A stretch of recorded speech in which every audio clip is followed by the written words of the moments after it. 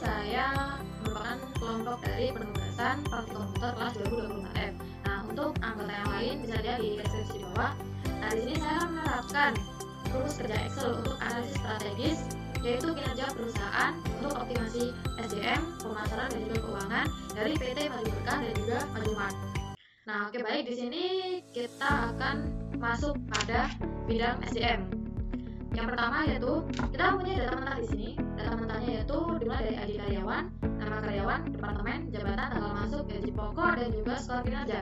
Nah, bisa dipastikan untuk gaji pokoknya ini menggunakan currency ya, teman. Nah, untuk mencari masa kerjanya, di sini merupakan satuannya adalah tahun. Nah, di sini kita menggunakan rumus let if, lalu kita masukkan T3. Ini merupakan tanggal masuk, lalu untuk tanggal ini, yang ini merupakan tanggal di mana teman-teman membuat rumusnya, jadi bisa disesuaikan dengan tahun atau tanggal yang lain. Lalu jika kita enter, bisa keluar satuan masa kerja dari tanggal masuknya yaitu 2022 sampai tahun ini, yaitu sekitar 3 tahun. Lalu yang selanjutnya merupakan bonus. Nah, untuk menghitung bonus ini berikut untuk rumusnya. Apabila teman-teman ingin memakai, bisa langsung disalin saja. Nah, untuk rumusnya ini kita hanya memasukkan dua, yaitu gaji pokok dan juga skor kinerja. Nah, ini apabila di enter akan muncul bonus yang didapatkan dari tiap-tiap karyawan dari jabatan yang berbeda. Nah, untuk di bawah ini merupakan sum, yaitu penjumlahan dari semua bonusnya. Lalu selanjutnya ada analisis kombinasi. Nah, analisis kombinasi ini kita menggunakan rumus if.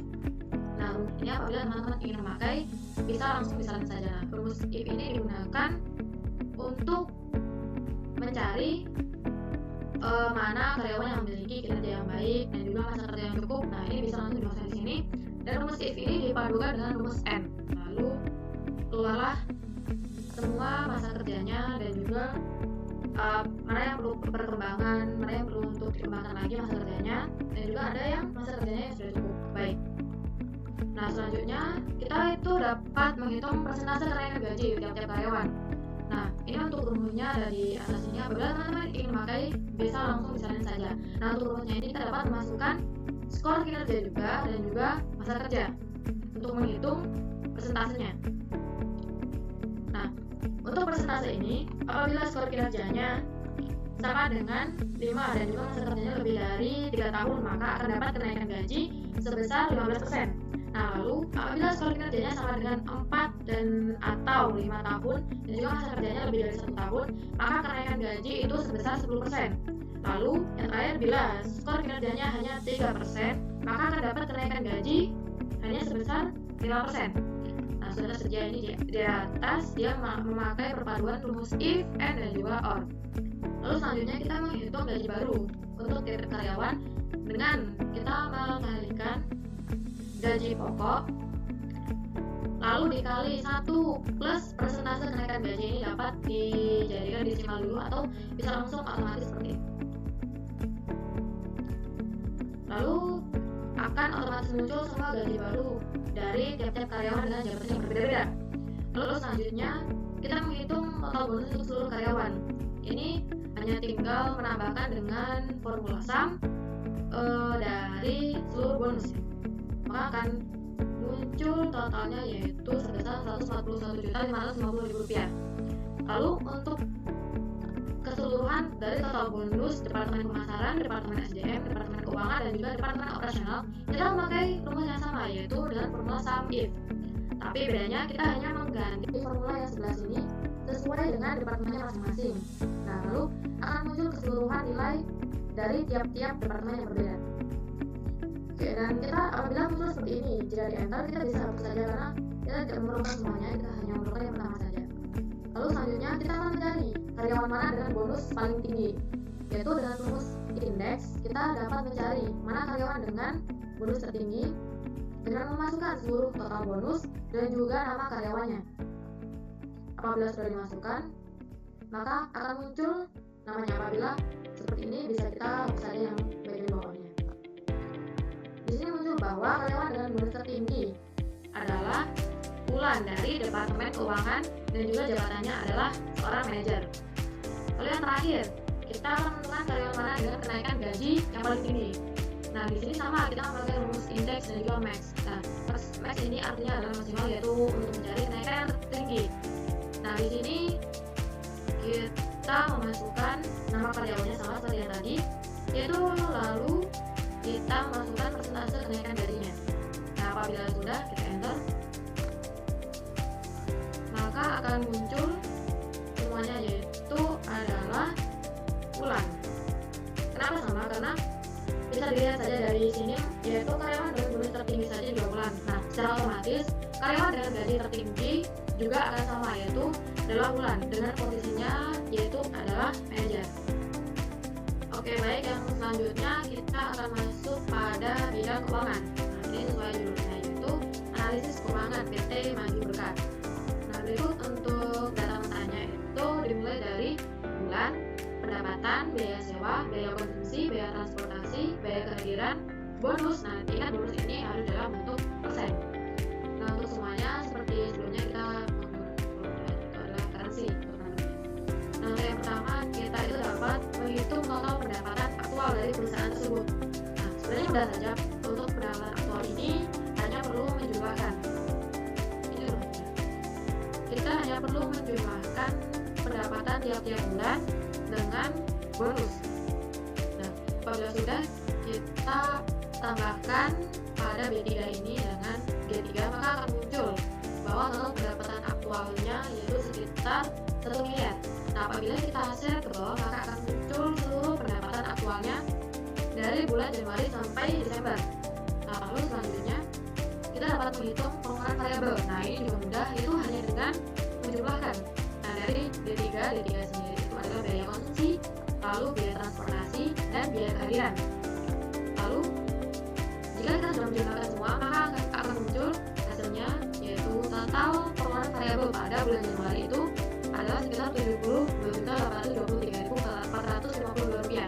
Nah, apabila kita slide ke bawah, maka akan muncul semua pengeluaran variabel tiap bulannya. Lalu selanjutnya ada sisa kas. Nah, sisa kas ini juga masih tergolong mudah, teman-teman. Kita hanya perlu mengurangkan antara total pendapatan aktual tiap bulan dengan total pengeluaran variabel tiap bulannya juga.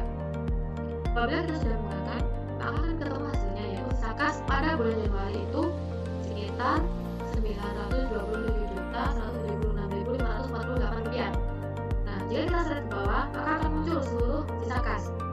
Untuk total tahunan, kita hanya perlu menjumlahkan seluruh sisa kas ini. Nah, untuk rumusnya kita sebenarnya bisa taruh di bawah, tapi saya akan menggunakan di sini. Apabila ingin menggunakan rumusnya lagi, kita bisa menggunakan rumus yang sama dengan ini, yaitu sum dalam kurung. Kita bisa mengcopy dari ini sampai bawah, lalu langsung enter.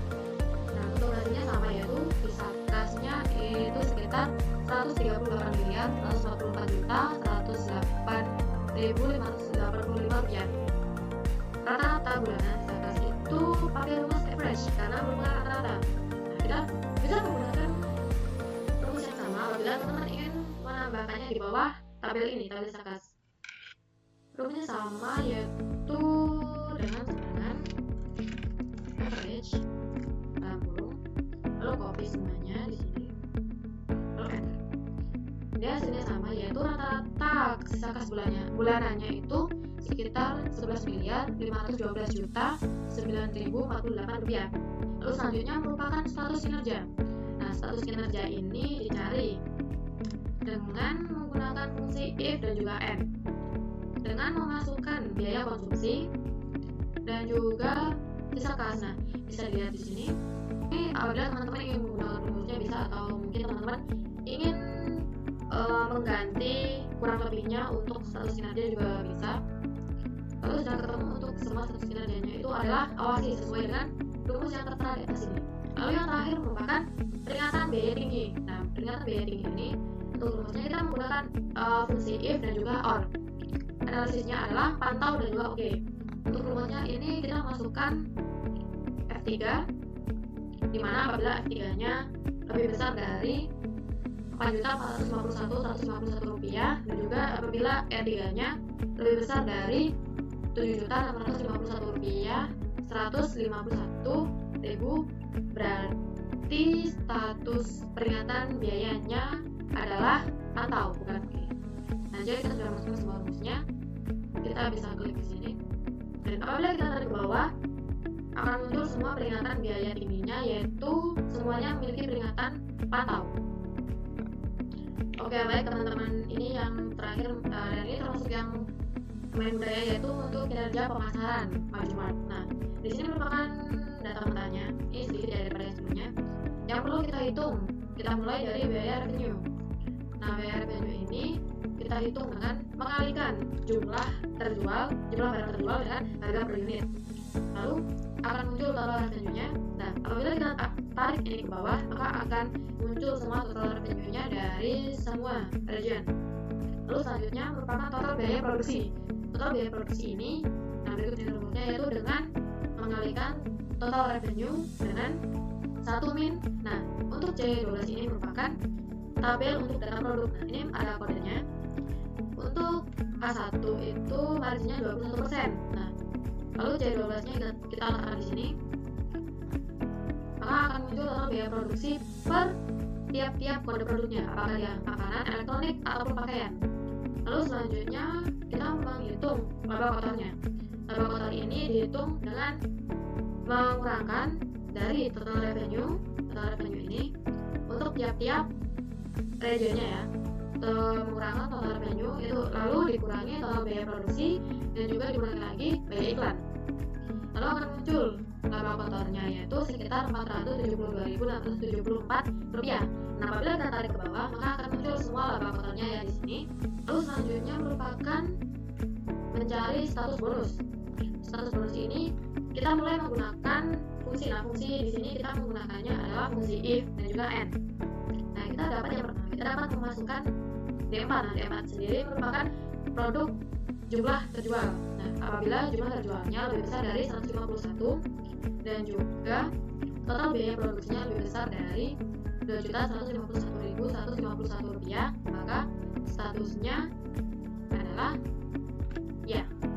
Nah, di sini kenapa tidak? Karena dia total biaya produksinya kurang dari 21 juta. Nah, apabila kita tarik ke bawah, maka akan muncul semua status bonusnya secara rinci dari tiap-tiap regionnya. Lalu yang terakhir merupakan kita mencari kategori prioritas produk. Nah, berikut untuk rumusnya. Apabila teman-teman ingin menggunakan ini, bisa langsung diselinnya karena ini rumusnya sudah benar. Nah, untuk ini kita itu menggunakan fungsi if dan juga or dari tiap-tiap kategori di tabel 2, yaitu tabel data produk. Di sini sudah tertera bahwa A1 merupakan makanan, A2 elektronik, A3 pakaian. Nah, kita dapat masukkan ini kode produknya, yaitu yang pertama A1 apabila dia elektronik dan juga dia di C12 dengan margin lebih besar dari 0,25, maka dia akan memiliki kategori prioritas produknya adalah premium. Nah, kenapa di sini standar? Karena dia marginnya itu kurang dari 25% atau kurang dari 0,25. Nah, bila kita tarik ke bawah, kita bisa lihat yang premium hanyalah yang ketiga, yaitu A3. Nah, apabila dilihat ini benar bahwa A3-nya premium karena marginnya itu lebih besar dari 25%. Nah, kita sudah menemukan semua untuk penerapan rumus kerja Excel-nya. Baik, sekian teman-teman pemaparan rumus kerja Excel dari saya sebagai presenter dari kelompok 4. Nah, apabila ada kesalahan bisa langsung masukkan ke kolom komentar. Terima kasih. Wassalamualaikum.